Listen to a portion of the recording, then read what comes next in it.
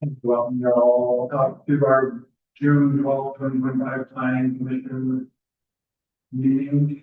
I'm Commissioner Warren. I'll be conducting. To begin our meeting, we'll have a pledge of allegiance led by Commissioner Larson and then prayer given by Commissioner Woodson. And we'd also like to excuse Commissioner Severing and Commissioner Prince. What do you have to speak up? To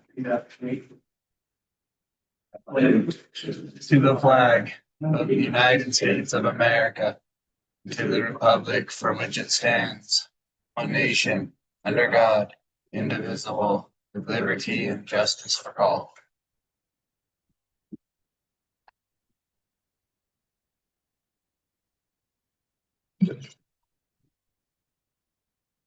Father, I'm grateful that we can be here tonight, here at the community and planning commission meeting. We pray that we can have your meeting and be able to listen and understand, and pray that when time comes, we can travel to our next destination safely. Grateful for all we have, grateful for this community that we live in. Grateful for those who serve and protect our community and our country. Pray that them and families will be blessed. Pray for those in our community and surrounding areas who are in need of this time, whether it be health or other needs. Pray for them and they may receive what they need. We say these things in the name of Jesus Christ. Amen. Amen. Thank you, Commissioner Larson and Commissioner Severing. Now go into the consent items. We have the minutes from last week. Do any of you see anything, any issues with those minutes? No issues. Well, I'll entertain a motion to approve minutes. Make a motion to approve the planning commission meeting minutes dated May 8th, 2025. We have a motion from Commissioner Woodison to approve the planning commission minutes dated May 8th, 2025. Do I have a second? That's motion. We have a second from Commissioner Larson. All in favor? Aye. Any opposed? Motion passes. Next on our action items, we'll go into the conditional use permit for Cashinita Tomlin for a daycare located at 3928 South, 5350 West. I'll turn some time over to staff for some information. Hello.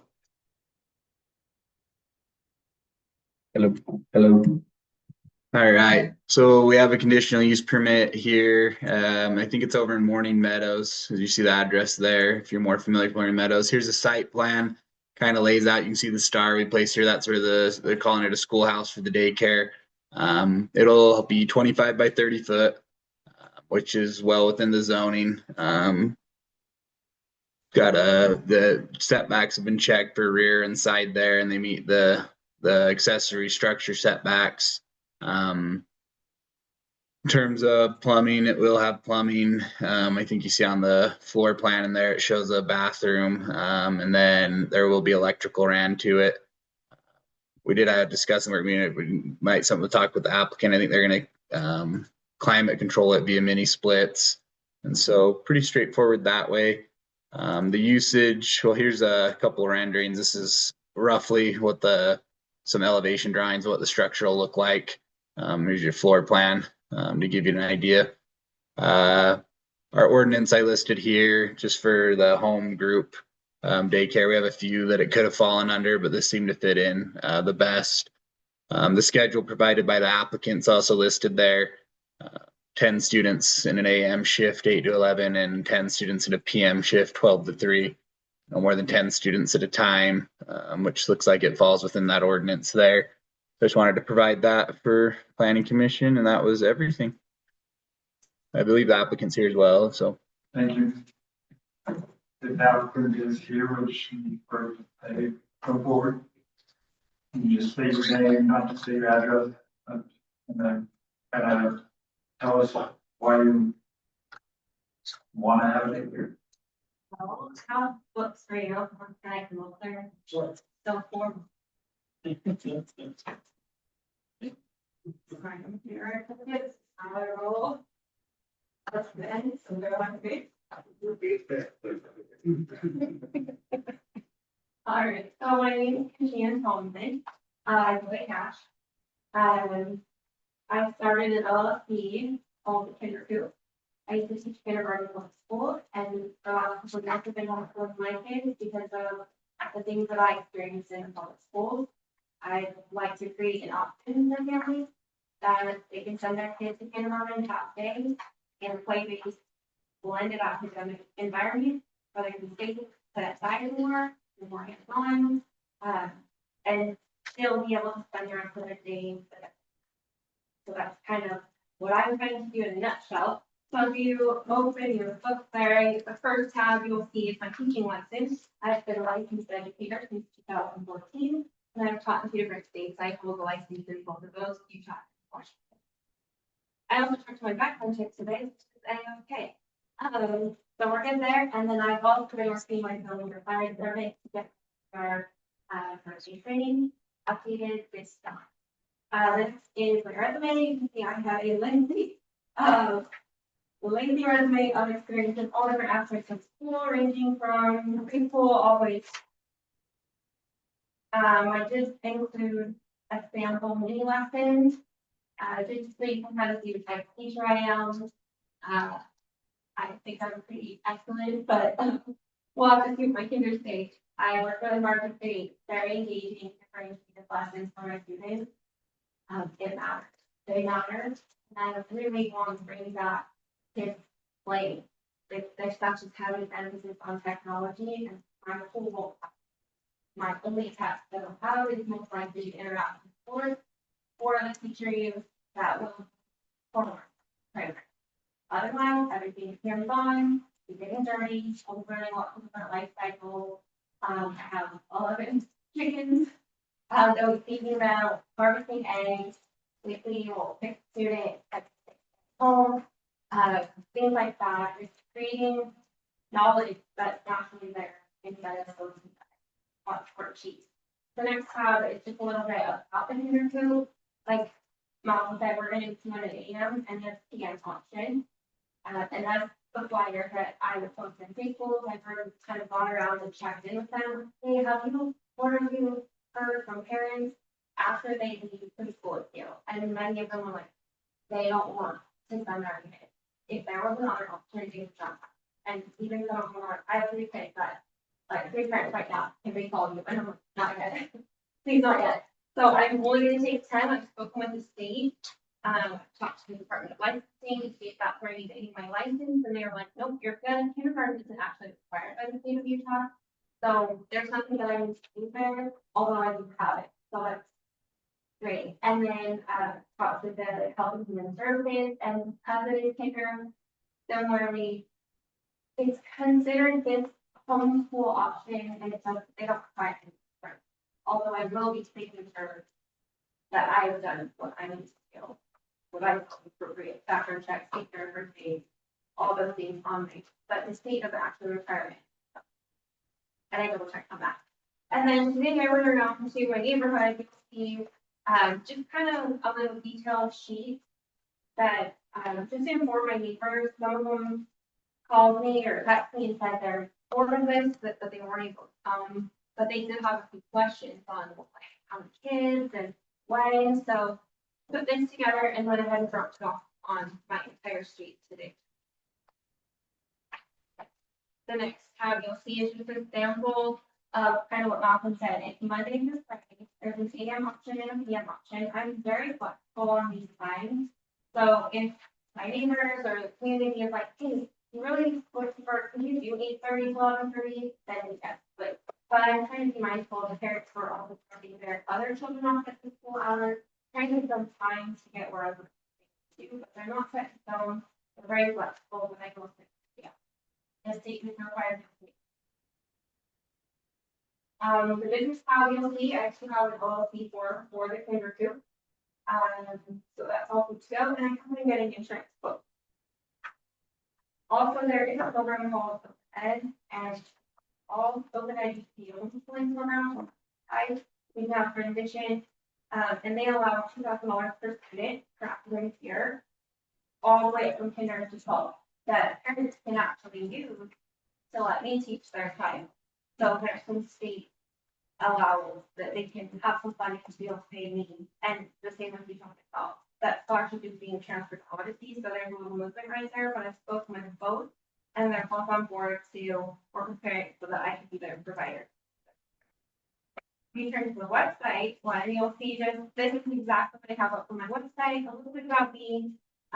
We call it inside the tube and outside the tube, because my school is going to be positioned right.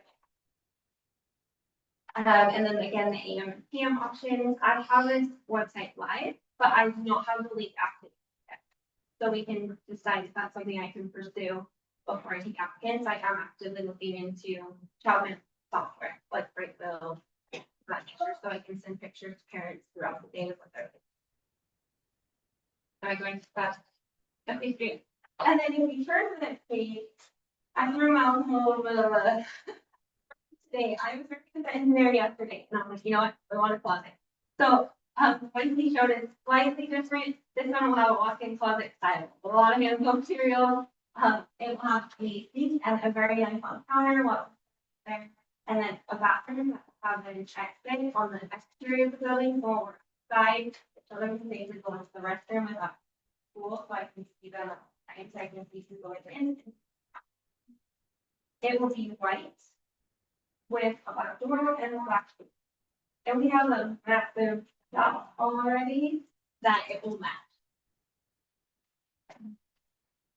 On the site plan, you can kind of consider there will be playground added. We will have a mud pit, the pool toys truck, call it imagination station, where there'll be cute ski pipes and lots of cool things that kids can build ramps or just whatever, however they want to use their mind, play in the dirt, build things and stuff, tear them down, follow them back, that will be there as well as my.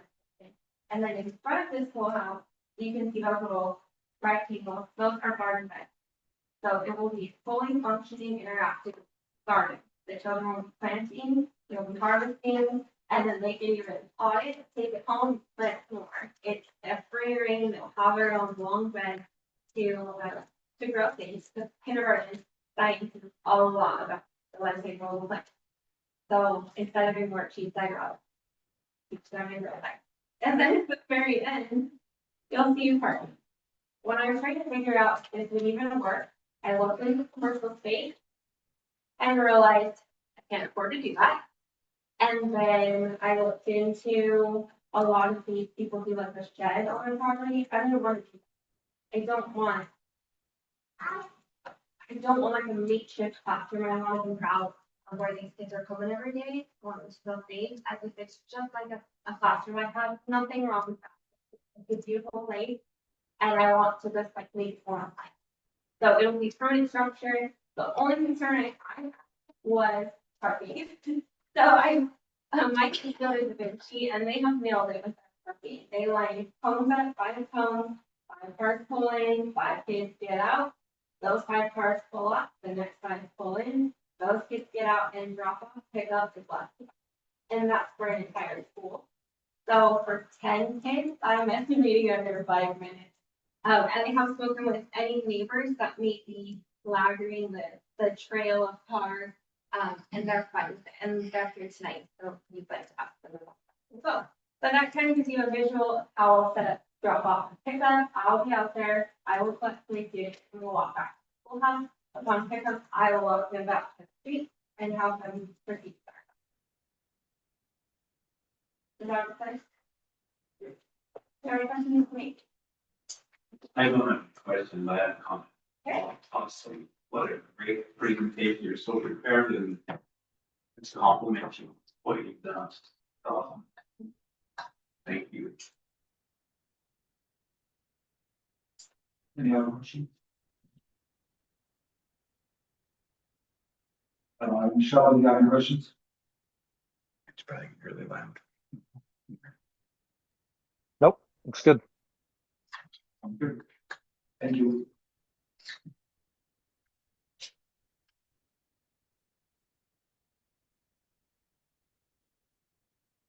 Now, under public hearing. At this time, any residents can come forward. You have a minute time limit. Please state your name. You don't need to state your address. And voice any comments, concerns that you have. You're okay if I add a little bit of Yep. commentary just so they is on. Oh, other way. All right. Yeah, so again, feel free to open your public. I just wanted to add just a touch of commentary. We'll put up a site plan just so people know kind of what we're talking about. This one's Kimball Estates. It's Hang on, we're still on for that. We got them. oh yeah, for the public hearing. Yeah, Oh, I'll leave that up for their public so they can kind of see what they're talking about. But yeah, sure, we can go back to that. But we're good on. So here's our site plan. You guys are seeing? Okay. So this will be Kimball Estates, and again, I'll go so they can do their public hearing. I'm not skipping it. no, we got a vote on it. Oh, excuse me. Oh, yeah, I am ahead of you. Sorry, I'm way ahead of you. Okay, go right ahead. Yeah, I'm ahead of you. Okay, so we're first gonna enter in the public hearing for Kashina, sorry, Tomlin. For the daycare located at 3928 South, 5350 West. Any residents wanting to step forward and make a comment, they do so now. Hello, my name is Heather Barton. My husband and I live 2 doors south of Tomlin's. First and foremost, we believe that individuals have the right to do what they want with and on their own property. So as long as it isn't infringing on the other individuals, it needs to be the same. While I certainly understand and respect the views and others who are in opposition, my husband and I are in full support of Madison's dream to have a private kindergarten. We expect to enroll our 10-month-old daughter, she is of age, and God willing, any more children. Prior to moving to Utah 2 years ago, my husband and I lived in the suburbs of New York. We left New York in search of a community that was. In New York, you could spend decades living next door to someone and still not know your neighbors. We didn't like that. We strongly believe that a local private kindergarten operated by a person builds up and is a net positive for our life. We don't want our neighborhood that represents it comprised of just a collection of physical buildings where people spend the time between work shifts. My hope is that we can grow our community into a friendly, pleasant, and self-sufficient place to raise a family. For that to happen, every community needs small businesses to support it. We can't think of a better way to invest in our local community than by starting the education of its most important members, children. Thank you.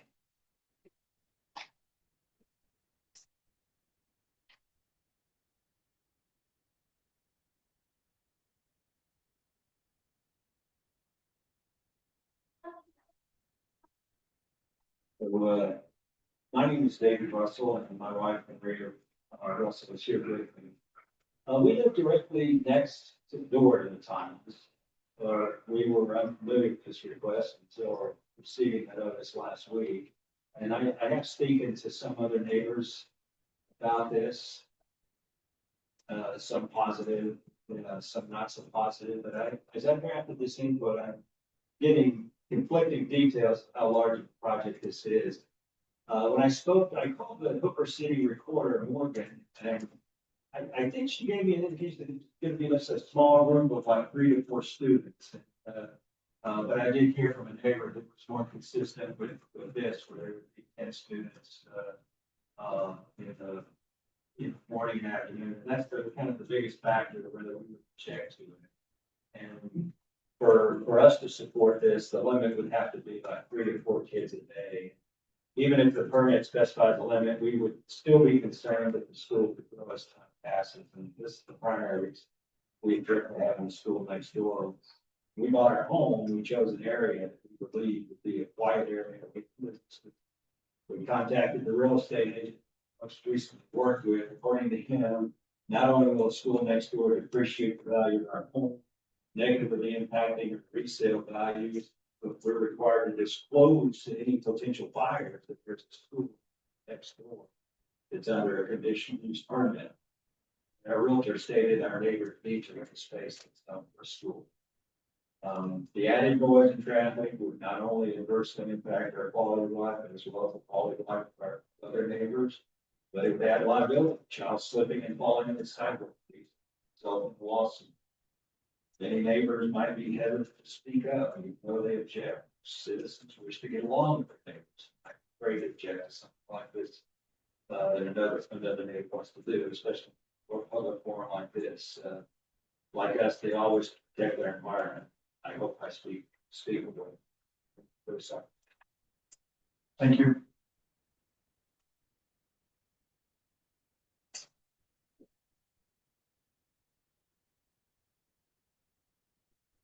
Back a little better.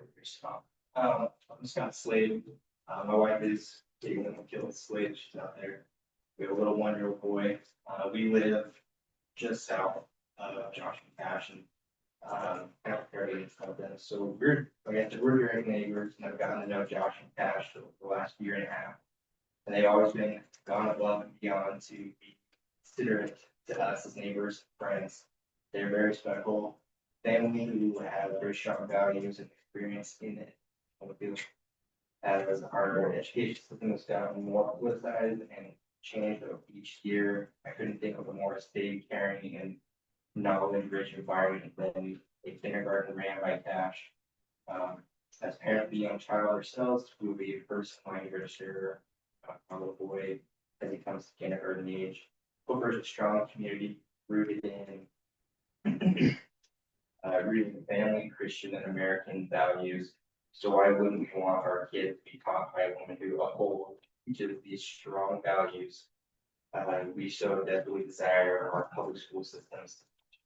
So, I implore you guys to take a minute, maybe later, go visit with them and get to know Josh and Cash, because they're some of the best people in our communities that you would want to teach our children. We've had extensive conversations with Josh and Cash about their values. Cash has plenty of experience as a teacher herself in the public school system. And we've had great conversations that would lead me to believe that she'd be a great teacher. And this would be a great place for kids to learn, especially. We have a little 1-year-old boy. When he turns 5, I know he's going to be a little hellion. So I can't imagine a better place for him to learn than some outside, be in this kind of small environment, and also where I can keep a good eye on him right over the fence. So I just want to give my opinion on that, as we're the closest neighbors, very close to Josh and Cash. And that we would love for them to have this little school to have little kids learn from them. Thank you. Any other public comment? Now I'll close the public hearing and proceed with the bring back to planning commission for discussion motion.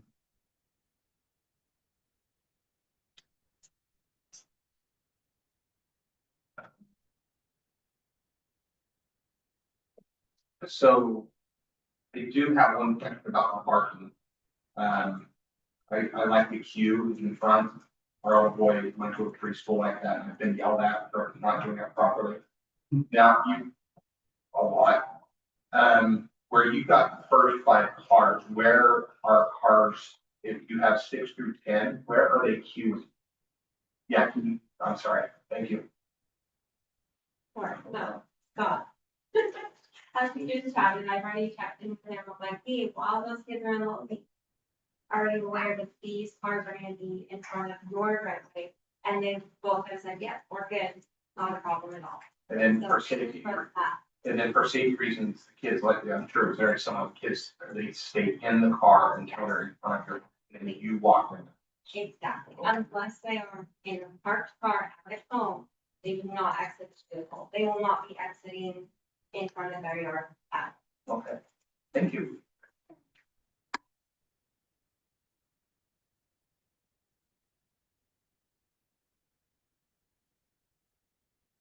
I guess my comment would be kind of stating out, it does fit as far as growth goes, that the ordinance ordinance or what she's applying for the conditional use permit for the daycare wouldn't allow it to grow for more than the 12 individuals per those time slots.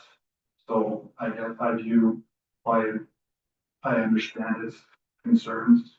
I feel like the ordinance that he's, or not ordinance, but the conditional use permit she's applying for kind of fits the use that she's laid out in her plan that she presented today. Those are my only comments.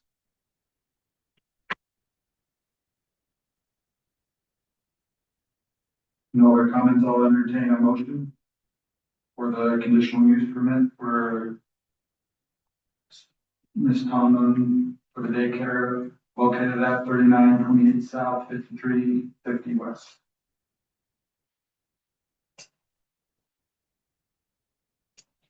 I'll make a motion to approve the conditional use permit, for Kashina Tomlin located at 3928 South, 5350 West. We have a motion made by Commissioner Woodison to approve the daycare located at 3928 South, 5350 West. Do we have a second? I'll second. Second from Commissioner Green. Commissioner Green. All in favor? Aye. Aye. Aye. Aye. Any opposed? Motion passes. We'll now enter the public hearing for, well, first we'll give staff a little bit of time for some information on the Kimball Estates subdivision located at the parcel listed for the MRK3 group. So I'll turn this time over for Malcolm. Yeah, sorry about that. I got a little ahead of you guys there. Yeah, we're on our third review officially of Kimball Estates. They're in a process of getting final letters of approval to come bring them to you. As mentioned, the UDOT approval is the one they're working on that it looks like it's gonna work out just fine. We're just getting that in place. They have a process, UDOT does that they're just following to make sure that they're, get their conditional access. The 21 lot subdivision. It's in our future land use, R75.75 or 3/4 acre. I think we mentioned in our work meeting, it's our first 3/4 acre. It's a new zone for us. So staff was excited about it and the applicants have, complied with our ordinances. And so far the reviews have gone really pretty seamlessly. And so once we get it before you, we feel pretty confident it'll meet everything. But per your request, we wanted to make sure it had the ability to get public heard in this meeting. It's over on 5900 by the Burnt Church. Just to add some context, and we can leave this site plan up so people can kind of see what the layout it'll be.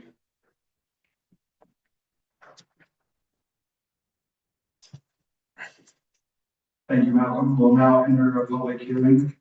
See the public input on the Kimball Estates request.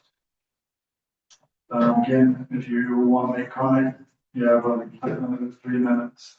And you can come up, say your name, to state your address. So anyone who has any comment, feel free.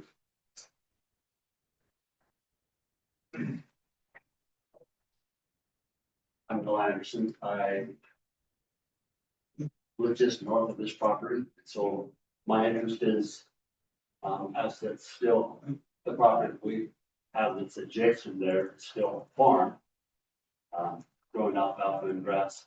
My interest is, what's the access, along the north side of that property, there's I'll call it a 2-track road that's been, since the ditch was put there 60 some odd years ago, probably 100 years, people have, before the ditch was there, it was just a earthen ditch. How do people get to the head gate, turn on the walk? My understanding, talking to Rick Miles, is that they're not going to have access down the north side, but it will come in from the east. But I don't understand how that will be if they don't, as the property owners will not have access from the 51 to the 5. That's my question. I guess the other question is, are they going to pipe that ditch? I assume that ditch will be piped, so that's a question. Will it be piped, and how far? Just this area, or is it from the Cooper Irrigation Canal all the way to the state highway. What are the questions?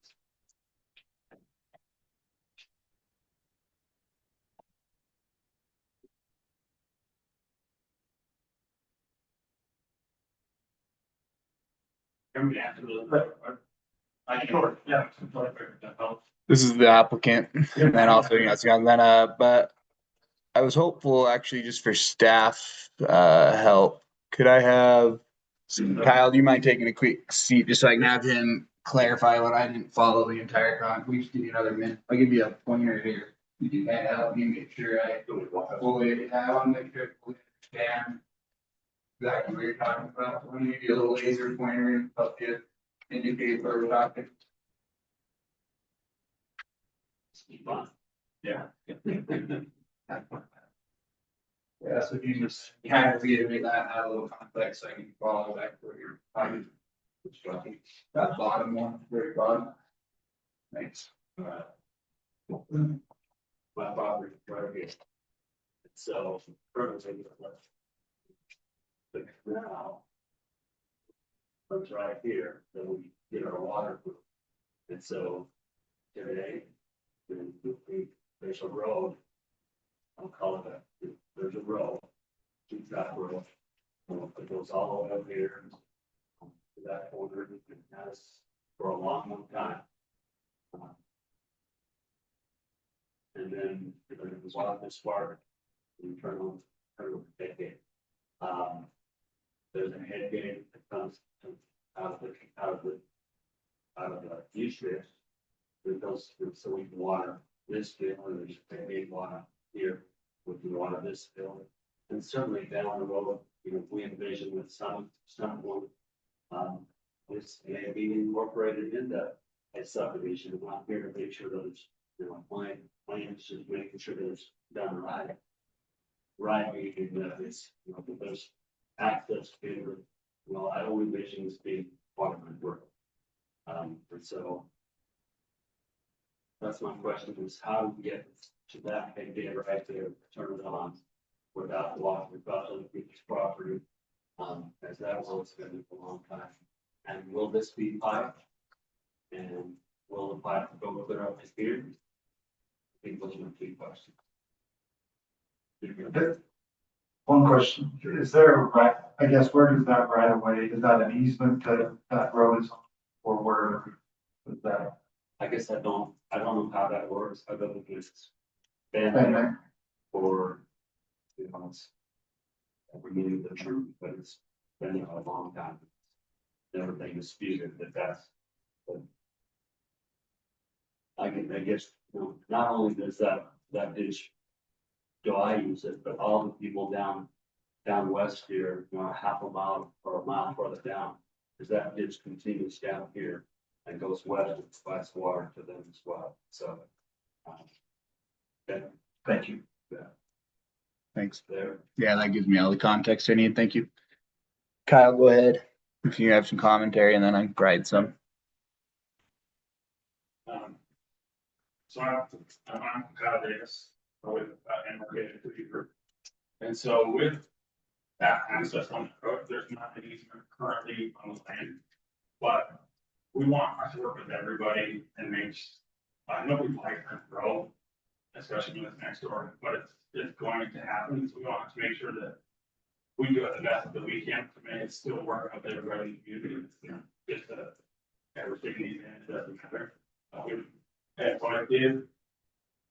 I know I drove it with Rick Miles, who lives across the street, and he's with Hooper Irrigation.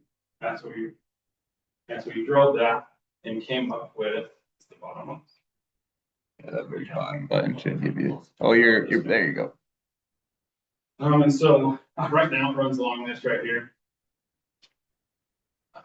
So instead of having an easement in the backyard of all of these lots, the access is going to be through this road here, and then there'll be a 15-foot easement along the east side of this lot right here. That will be accessed for getting all the way back there. And so they'll drive down this road. And then this will be their access to get in, and will make sure that there's enough, to turn, because my understanding that every other year, they gotta go back there with the backhoe or something and clean the ditch out. And so it will be enough that they can, get a backhoe back there, or a skid steer, or dump truck, or whatever. And the buyer of this lot will know that is there, and that they can't fence this off or block this or anything. It'll be an easement. And it's not just an easement, that's an access easement, so there has to be access through there at all times. So that's the plan with that. With the piping, the pipe starts here at our property line. And we have a head gate that's over here, that, I didn't know where you wanted it. So basically our plan is to, I'll get with you, and wherever you want, we'll stick it wherever you want that valve at, is where we put it. It doesn't matter to me where it goes. Obviously, we want to make sure that you have all the access that you need, and it's right where you want it, and we'll stick it wherever you want it, and then we'll pipe it all the way out to the road. There are currently two. Is there two? Yeah. And so, And so if we need to do, do I need to come up to Yes, please. ask me a question? My next question is, considering next year, down the road, when our property becomes more Excuse me. civilized, Nobody can hear me. it's recorded. Thank you. So, looking down the road, it's looking, sure that we have. I noticed the road that goes to the north, from the main road, and stops off there with the intent that some future day. That we do come to terms that there will be some further development there. I suspect that I'll need to have a third head gate so that I can water the park when it wants. How do I work out that? I don't know exactly how to work that out, but we can talk about that and talk with our engineers. I'm not an engineer, so I'm not gonna be like, oh, we can do this and this. That's an engineering question, and so that's we can ask him and figure that out and see what the easiest way to do that. That question is, along the state highway, will that drainage be filled and pipe? No, so we're actually running all of our storm drain. That's all of our storm drain. It actually goes across the street and runs this way. And then if there's an outfall that's like 1,000 feet south on this road. So it'll go across the street, and then it'll be all piped in the ditch and down to the outfall.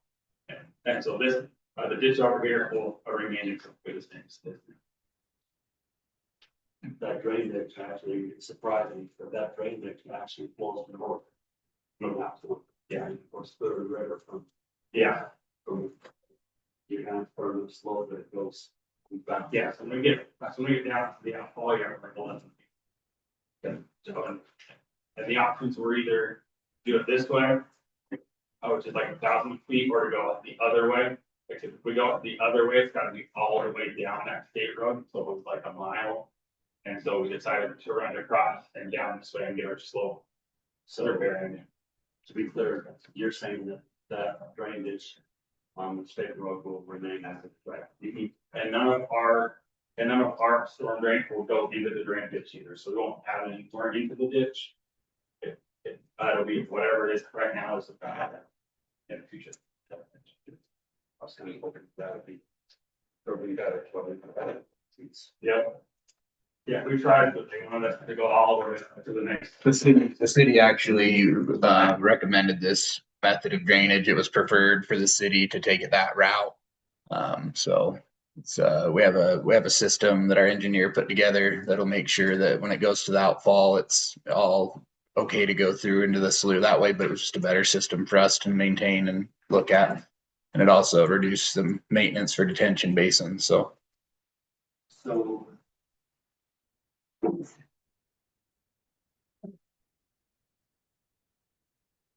What you're proposing is that drain ditch that right now is just an eyesore, just collects garbage and such off the road. You know, if that's gonna remain after this subdivision is built, that will remain for the next 100 years or so until the city puts money into it to clean it up. That's, I don't think that's the action. Yeah, city wanted us to run across the street and leave that alone. I don't know. It could still go across the street, but you know, there could still be curb and gutter on the side so that eyesore of the drainage is not there. All that is right now is just tired of the dead animals. Thank you.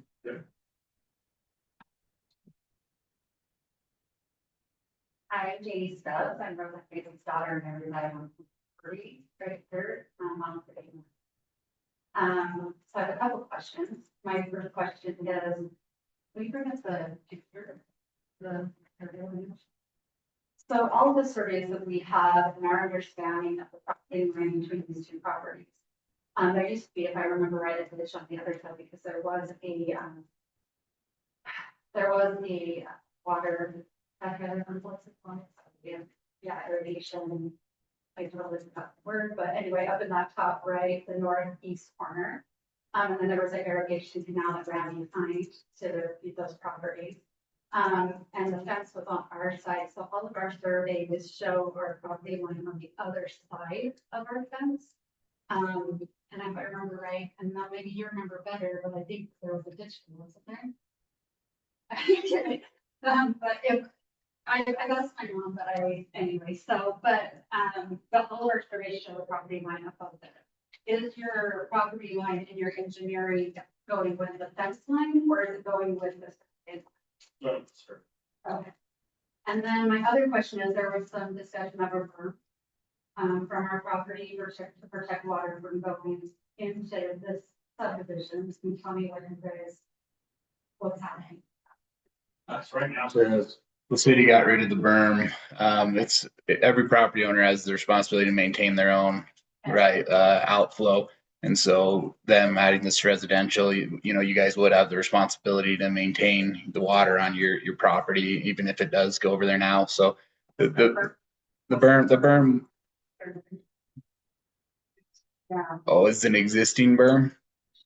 If it's on your side, it'll stay. The berm I was specifically talking about was more on the, let's see, it was more on the east side and the south side, I believe, but they don't last in residential use. The homeowners always remove them and, you know, landscape around them. And so in theory, they're nice, but as soon as the homeowners take it over, the berm in their yard is not going to stay. And then we don't have access to go build that berm back up. So it can't be a solution on a homeowner's lot because we don't have access to deal with that.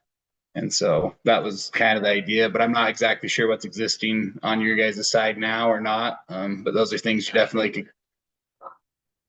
Yeah, we didn't remove any existing. They were proposed berms within the subdivision that we removed that we didn't want in the back of residential lots because we don't want to provide that as a solution because we don't have a say on these residential lots, what they do with the berm or not. Be a problem for now. I mean, we'll talk to the farmer, but I just, you know, we want to know that so we can make plans before there's something issue on somebody's property. So is there anything anyone within this that helps? Like understand is a pretty problem because maybe they would. Sure. I mean, we have our engineer. If you wanted to come in, I'd be happy to, you know, coordinate some discussion with our engineer JUB and make sure that the plans as they're being proposed work right in theory with what's existing. Yeah, we could do that. I mean, we're happy to have that discussion. You could just come in, yeah, anytime or give a call. Sure. Oh, one more question. Sorry. When you go back to the other. So you're just wondering about this road that's accessing your property in the trust. Let's see. So how many feet is it from Mr. Slesser's land to the, like from our property line to where the river is? And if there is future development on the property, would the city be okay with us bending that road? Because really that cuts off, because if you go straight down, there's a flag. Like we have a strip that goes straight down to 51. Are you talking about the road headed north or the road headed south? The road heads south. So that goes straight, and if you follow that straight down, you would go right to 5100 south. Which would be really wonderful, right? But that gives us this little strip right there that I don't think is deep enough for a lot. Does that make sense? And I don't wanna, yeah. So if you're just looking at our property, considering, yeah. You feel like a road where there's a stop sign, you can go 90. This is my brother, Bill. He just doesn't live there. He asked that in the microphone, so you hear it. Sorry. So we were just wondering, so if you look at the previous image, Sorry, we can go back and forth. But yeah, can you see how it goes straight down to 5100 right there? But on the previous image, like what Bill's asking is, could it bend when it hits it? so like right when you hit, Roseanne Hill Streets, right there to us. Could you go like a south side there, then a road? That heads. It would go behind this property. And then have it cut back Is that something that's, to go to 50. All the way through there. If we were to develop that. So, because it really makes, even if we had to extend that down a whole lot going south, it really makes that piece over there on the east side useless. If it's the size that looks like it is. Unless when Mr. Slosser sold up that part of his property, she potentially do something. But we're not going to negotiate anything. So. But, does that make sense? I mean, our family's still. I'm not sure I understand the question, no. So you You're saying, is this deep enough for a lot? Because if you're putting a road here and if the city would only. well, the road's all contained on their parcel and so what are you talking about when it comes? Yeah, sure. What's the question with future development? Sure, go ahead. And this road has to be here. Hmm? The city want this road to go straight down to 5100 south. Because that takes this little strip of land, which it doesn't appear to be deep enough for a lot, and it makes it useless for. Gotcha. You would probably want to come in and talk with me more high level about that. So we could really get the details. I'd be hesitant to say, but I mean, generally speaking, as you can see with this, property owners all have individual rights. So as they come to us and determine to develop something, right, that we don't prevent anyone from developing. So whatever one of those parcels came and wanted to do something, we work with it. But as you can see, we generally look at interblock connectivity and try and add stub roads. In relation to that, we'd have to look at it specifically, but I'm not exactly sure what we would permit or not. It would depend on the subdivision being requested, but I'm not sure. We'd have to kind of hash that out in more detail, but you could come in and talk with us about it. Would it ever be an option to, instead of having a road that goes, that's directly on the north side, go straight through Like the cul-de-sac right there. next to the cul-de-sac, going just east of the cul-de-sac? Is that a road? Oh, that's the back. Or even the cul-de-sac, and you may have one play over there too. But then these guys would be able to access there. I think in the spirit of a public hearing, I think what your input's being heard. You're happy, welcome to come in and we can discuss it, but I couldn't speak to, making those types of changes at this point to accommodate future property owners' rights. I mean, there's a lot of, but we could discuss it. You could come in and you could kind of help me better understand specifically what you mean.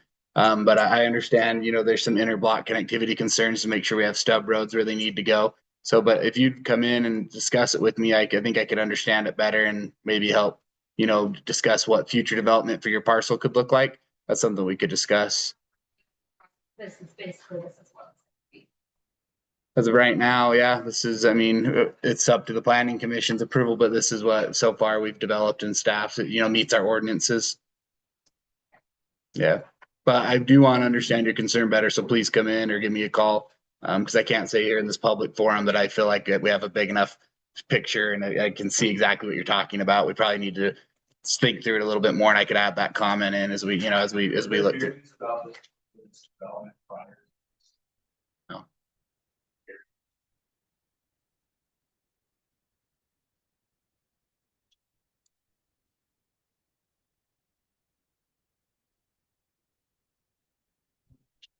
Go back to this.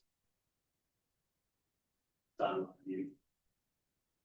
We got a call from Rachel Brady said they delivered. She, Yeah, she pointed out that the survey, if you can zoom in. The survey shows right here with the property line, the ditch, the property line actually goes over here. Where you can see the difference here and here. The property line, it appears that the ditch actually curves. And the property line, as the proper legal description, goes down this way. My question is what, how's the developer house? Say, MRK, okay, yeah, that an engineer or monster development, okay. How's that going to be addressed? Where will the fact of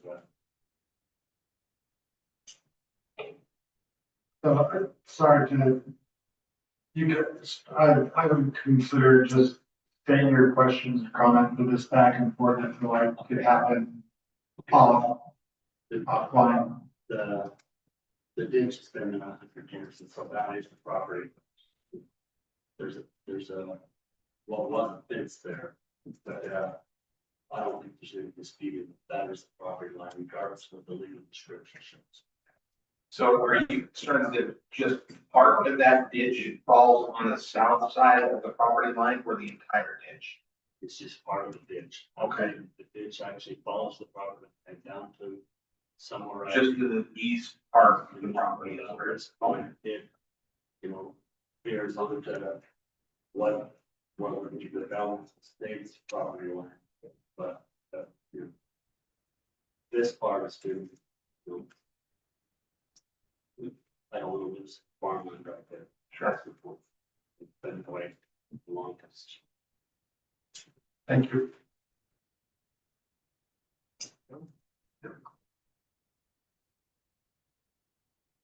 Hi, my name is Dan Higley. I own that property to the east of the Velnet Farm, the east of the kids' place. I have a lot of concerns.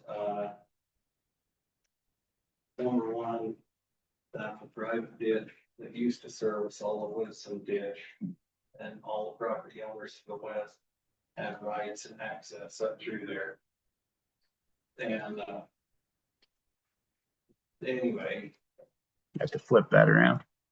There you go. You got it. So all the way up that south or north fence.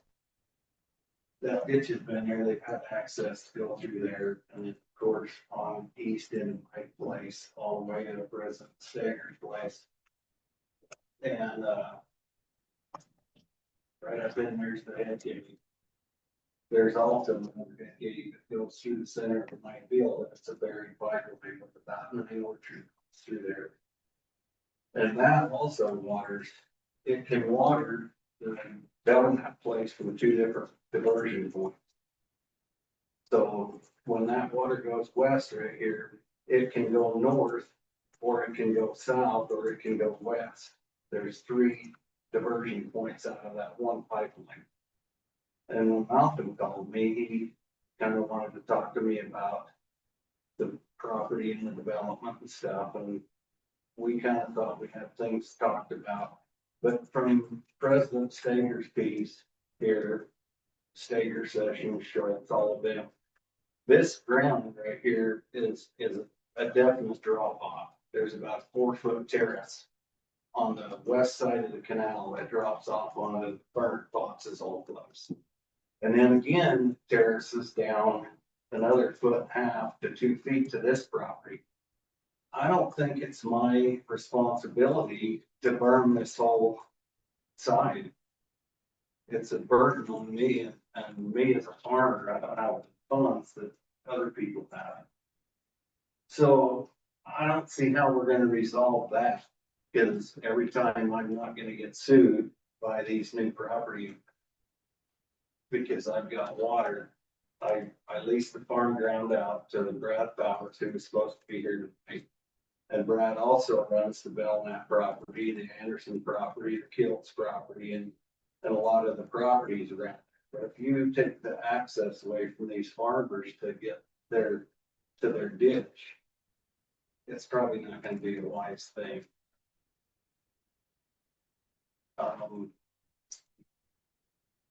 But anyway, and to have the farmers drive up this access road and then go across, and then we're still gonna be going to the east to get the diversion point. We've already got people going the whole length of this canal. To all of these diversion points, because the canal, it comes out right where it across the street on 4600. It's all buried right to this, to the south side of 4600, and it goes underground. And then it comes out over here in this open ditch. But I mean, those are just some of the concerns I have. And I guess the most important concern is you can see how far this property line is off. It depends on which survey company you use. Stephen J. Fackrell, I paid him like $3,300 years ago, and I never even got a piece of paper from him. Because they kept telling me that the property lines, I had 29 feet over this property, and I had 22 feet over this property to the west. So you talk to Great Basin Engineering, and they'll tell you the same thing. Well, we'll just, and so we went into Weaver County years ago, talked to Weaver County, and they will not take any responsibility in any of this mess that's out here due to the fact that they don't want to go back into every single loan institution or mortgage company and have every single property description rewritten. And that's right from the Weaver County surveyor's lips. So I mean, I don't know how this is all gonna work out, but you can see where it's green on the Belknap property, that's part of my grant. It's important just to note this is just the GeoGizmo tool. They're not, it's just a depiction. It all is based on the surveyed, recorded plats. So this is just, they're normally off visually a fair amount on these aerials. But just for the sake of conversation, I wanted to pull it up for you. I mean, I don't care. It's just, I just want the planning commission to know over some of the concerns from his neighbor. But there again, I don't think I should have to worry about my farm flooding out somebody else's home. And your concern would be that entire back east portion, is that right? Correct. Yeah. Okay. This whole east fence line right here borders my property. Understood. Thank you. Thank you.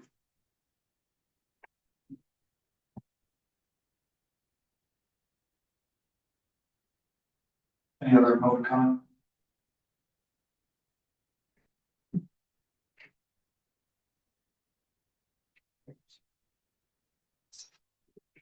All right, we'll now motion to close the public hearing and proceed with the Rainbow meeting. And bring it back to the planning commission for discussion on the public and input.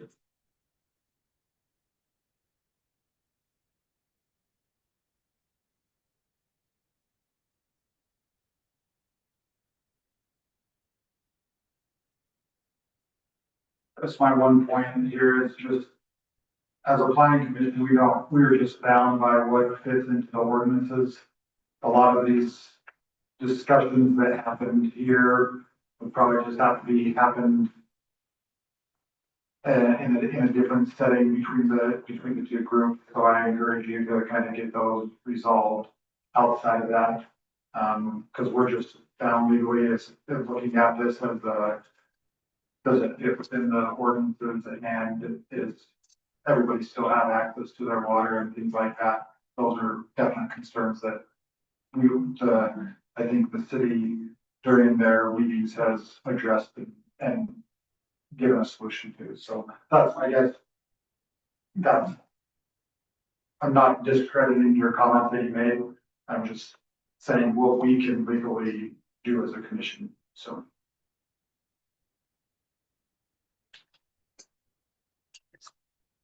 Well, and for the commission, just one note, I mean, I took the notes here and I'll take them to our engineer, our public works, and make sure we have discussion on the individual items. And when it comes for approval, we'll do our best to address the items best we can. Like you said, I'm not sure that we always have the resolution or that, you know, it's always our place to provide the resolution, but we'll, you know, I'll make sure that the appropriate people have all the context required to make sure the plans meet ordinances and that solutions are put forward. Malcolm, one question I'm kind of something we want to look at is they're talking about the drainage from the subdivision going to the west and across the road down that drainage ditch. Is that ditch, does it have a capacity for the runoff and the drainage from there? You're talking about the drainage that's going to go in 59 and go down. Correct. Yeah, we had it all engineered and you know, coordinated with our engineer. Their engineer provided plans and it's been, you know, built out appropriately for it. I think they even built in, to be frank, I believe we built in some extra capacity, anticipating there being a drawing point. We don't want to send stuff north until we need to, just because of the huge ditch that is there. So this was a solution. I mean, we're gonna have to kind of draw that line at some development, but we built in some future capacity so that some of the neighboring properties could also, because you know the alternative would be to pipe that ditch all the way down to 4,000 south for whoever develops this. So we're trying not to lay that burden on one developer. We're trying to, you know, kind of provide solutions as we go, and then once we get a little bit closer, then that solution will be what needs to be done. So, but this was a better solution for this existing one. On that, access easement on the east end. Is that hammerhead on the, at the end of that road is super fire okay, but that being used as part of the access easement, they're kind of funding those times, aren't they? I'll make sure follow up on that as well. That's a good heads up. But yeah, we've had the fire review, so I'm assuming there, but I can make sure with David Reed that he's aware of it. And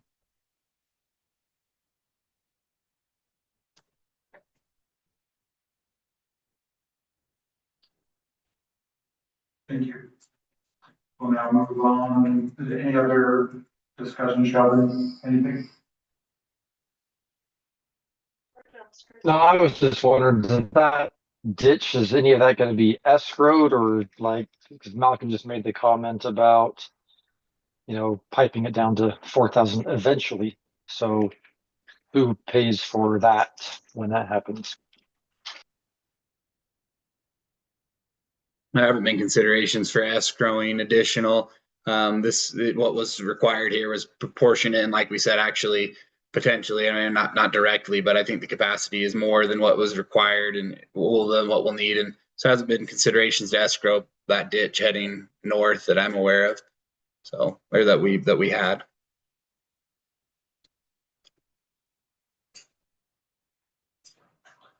All right, thank you. I'll now close the public hearing for the Kimball Estates subdivision located at the parcel listed. We'll now enter the public hearing for the Swayze subdivision located at parcel 08042007584 for Braden Swayze. And turn some time over to staff for comment. Just some context before comment, just a single lot subdivision in R1 zone next to Skyview subdivision. They would be providing curb and sidewalk there in the front. I'm not escrowing for it. That was a recommendation of staff. And so just wanted to provide that context in light of the public hearing of kind of where we're at. This one's similar. So we had a third review and will be the third review, you know, at this point, they're just getting their final letters of approval. So It'll probably be coming before you guys for approval here in the next month to 3 months. So Thank you. We'll now enter a public hearing for the Swayze subdivision. Again, 3 minutes, timeline, come forward, state your comments and concerns, or so we can get an idea that you won't be voting on this tonight, but just discussion to get your input.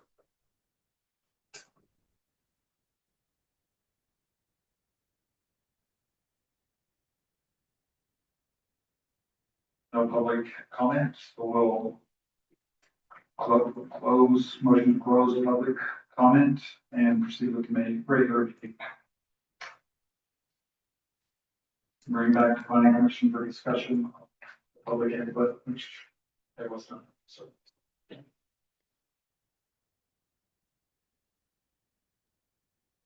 So now we'll turn some time over to citizen comment. Again, 3 minutes allowed, and state your name, but don't need to state your address.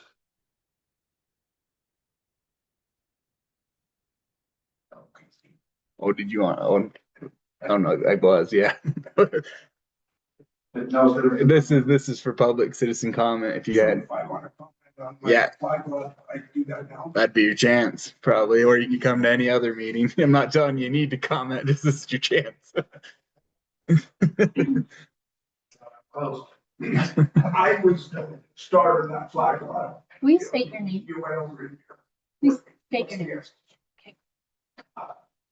So we purchased the property, can abide by the rules as they are. And just tear the house down, do what we want to do. We require.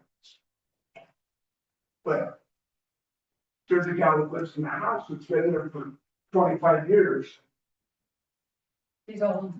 There's not really a lot of sense in kicking her out. I do what I want without tearing it down. I don't plan on doing anything else up front. So to me, the flag lot just makes sense because it gives me everything I want. And I don't have to be the bad guy to kick her out. And when she's gone, we'll refurb the house and it'll be a low income rental for the city, that everybody seems to need for their. So as I looked at it, I just get this, no, we don't do flag lot. And I go, no, there's gotta be a, well, no, you don't meet the requirements for a building lot. So you can't do it. And I'm just going, well, I'm a problem solver, not a no guy, there's gotta be a way to work around this. And I went out and talked with other cities. They says, absolutely, it's just gonna happen. And we built that into our code. I says, well, I guess I'm gonna push over again to the federal. And my preference is, I would love to have a flag lot, but it's not the end of the world for us. Either way, but it seems logical. I've heard from other people within the city that have worked to try to get another house on a family farm or whatever. And, the headaches and stuff that they've had to go through to either be able to do it or to just be kicked out, So that's really my interest in it is maybe it's time that we take a look at something like that. I asked around, I says, why not? Why do we not? Nobody can give me a reason why not. And then I hear the fire trucks need room to turn it. The fire trucks claim that that's not the issue. So there's a lot of folks that are involved in what really goes on and the reasons for or against. And I said, if nobody can give me a reason why not,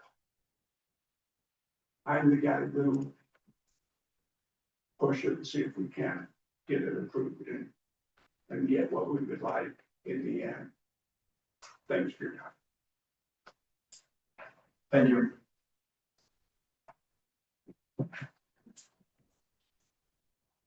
Yeah, North was here during the work meeting. Was you here? Larry? Yes, you heard that we had been discussed several years ago and none of us were here. So we're going to absolutely look at it, and I appreciate you bringing it to the attention of the city, to our attention, and we're definitely gonna look at it and, discuss it and. Well, that's all I can ask. Yeah, so, yeah, that's what we're gonna do, but I appreciate you coming and bringing it to our attention. That's awesome that we have the citizen input to do that. Thank you. I'll close the citizen comment portion and I'll entertain a motion to adjourn. Make a motion. I'll make a motion that we adjourn. Beat me. I'll second. I have a motion to adjourn from Commissioner Wilson, second from Commissioner Greener. All in favor? Aye. Aye.